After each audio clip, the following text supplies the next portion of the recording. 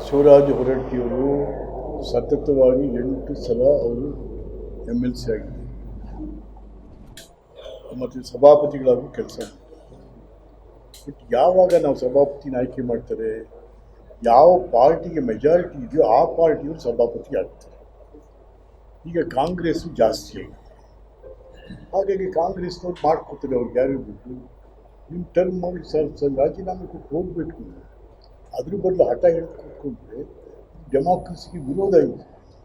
Because ಜನತಾಂತ್ರಿಕ ಮೌಲ್ಯಗಳನ್ನು ಎತ್ತಿ ಹಿಡಿತಕ್ಕಂಥ ಒಬ್ಬ ಸಭಾಪತಿನೇ ಈ ರೀತಿಯಾಗಿ ನೀವು ಇಲ್ಲ ನಾನು ರಾಜೀನಾಮೆ ಕೊಡಲ್ಲ, ನಾನು ಸದನದಲ್ಲಿ ಕೊಟ್ಟಿದ್ದೀನಿ, ಅದೇನೋ ಟೈಪಿಂಗ್ ಸರಿ ಇಲ್ಲ, ಲೆಟ್ರೆಡ್ ಎಂಥದ್ದು, ನೋ ಇಟ್ಸ್ ನಾಟ್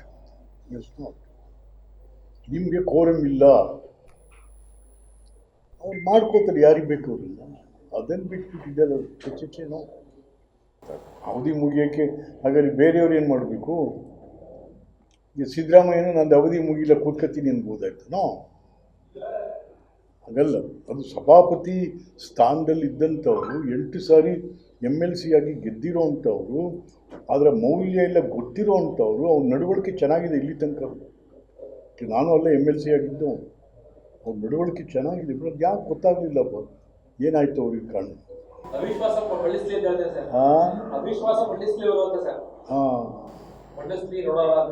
ನೇರವಾಗಿ ಸಿಎಂಗೆ ರಾಜೀನಾಮೆ ಕೇಳೋ ರೈಟ್ಸ್ ಇಲ್ಲ ಇದರಲ್ಲಿ. ಅದು ಸದನದಲ್ಲಿ ಡಿಸೈಡ್ ಆಗಬೇಕು ಸದಸ್ಯರಿಂದ ಅಂತ ಟೆಕ್ನಿಕಲ್ಲು ಅಂತಾರೆ, ಮೆಕ್ಯಾನಿಕಲ್ಲು ಅಂತಾರೆ, ಕೆಮಿಕಲ್ಲು, ಟೆಕ್ನಿಕಲ್ಲು, ಮೆಕ್ಯಾನಿಕಲ್ಲು, ಅದು ಬೇರೆ.